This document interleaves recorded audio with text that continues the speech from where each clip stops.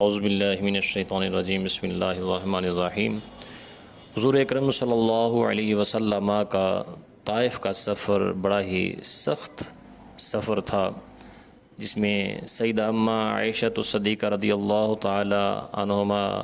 فرماتی ہیں کہ میں نے ایک دن اللہ کے نبی صلی اللہ علیہ وسلم سے پوچھا، اے اللہ کے پیارے نبی، کیا احد کے دن سے بھی زیادہ آپ پر کوئی گراں دن گزرا ہے، کوئی مشکل وقت گزرا ہے، مشکل دن گزرا ہے؟ تو اللہ کے نبی صلی اللہ علیہ وسلم نے فرمایا، اے عائشہ، وہ طائف کا سفر تھا میرا، جو میں نے ان کو دعوت دی اور انہوں نے میری دعوت سے انکار کر دیا۔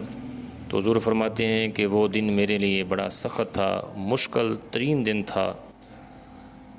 اللہ کے پیارے محبوب کریم علیہ الصلوۃ والسلام مکہ المکرمہ میں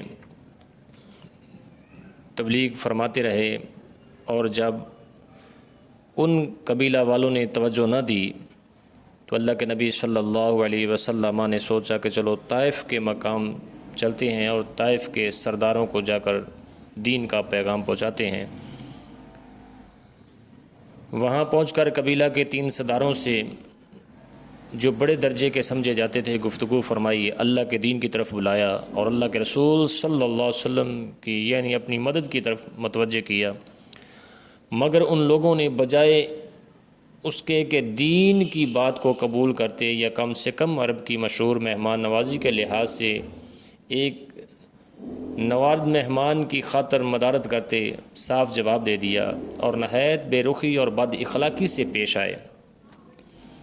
ان لوگوں نے یہ بھی گوارا نہ کیا کہ آپ صلی اللہ علیہ وسلم یہاں قیام فرما لیں۔ جن لوگوں کو سردار سمجھ کر بات کی تھی کہ وہ شریف ہوں گے، وہ مذہب گفتگو کریں گے،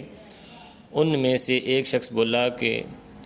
اوہو، آپ ہی کو اللہ نے نبی بنا کر بھیجا ہے کیا؟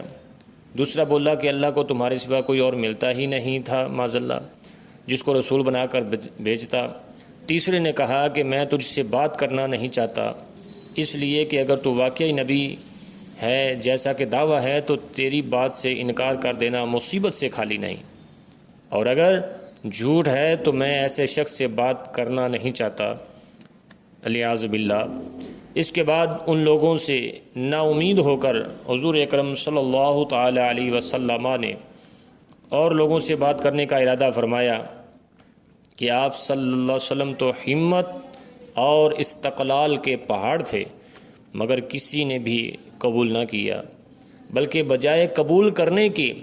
حضور صلی اللہ علیہ وسلم سے فرمایا کہ ہمارے شہر سے فوراً نکل جاؤ اور جہاں تمہاری چاہت کی جگہ ہو وہاں چلے جاؤ۔ حضور اکرم صلی اللہ علیہ وسلم جب ان سے بالکل مایوس ہو کر واپس ہونے لگے تو ان لوگوں نے صرف واپس لوٹایا نہیں بلکہ شہر کے لڑکوں کو پیچھے لگا دیا کہ آپ صلی اللہ علیہ وسلم کا مذاق اڑائیں، تالیاں پیٹیں، پتھر ماریں، حتیٰ کہ آپ صلی اللہ علیہ وسلم کے دونوں جوتے خون کے جاری ہونے سے رنگین ہو گئے۔ حضور اقدس صلی اللہ علیہ وسلم اسی حالت میں واپس ہوئے جب راستہ میں ایک جگہ ان شریروں سے اطمینان ہوا تو حضور صلی اللہ علیہ وسلم نے یہ دعا فرمائی، اے اللہ، تجھ ہی سے شکایت کرتا ہوں، میں اپنی کمزوری اور بے کسی اور لوگوں میں ذلت اور رسوائی کی، اے ارحم الراحمین، تو ہی ضعفاء کا رب ہے اور تو ہی میرا پروردگار ہے، تو مجھے کس کے حوالے کرتا ہے، کس اجنبی بیگانہ کہ جو مجھے دیکھ کر ترش رو ہوتا ہے اور منہ چڑھاتا ہے۔ اور پھر اللہ کے پیارے محبوب کریم علیہ الصلوۃ والسلام فرماتے ہیں کہ اے میرے خالق و مالک، یہ مجھے جانتے نہیں ہیں، ان کو میری پہچان کروا دے۔ تو دوستو، اللہ کے پیارے محبوب کریم علیہ الصلوۃ والسلام نے اپنے امتیوں کے لیے، اپنے غلاموں کے لیے کس قدر مشقت کا سامنا کیا ہے، اور آج کا مسلمان اور آج کا حضور کا امتی اگر صبح بستر سے اٹھ کر بھی اللہ کے حضور جھکنے کو مشکل سمجھتا ہے تو پھر یہ بڑا ہی افسوس ہے۔ اس وقت تو وقت ہی نہیں ہے لوگوں کے پاس کہ اللہ کے حضور جھک کر اس کا شکر بھی بجا لائیں۔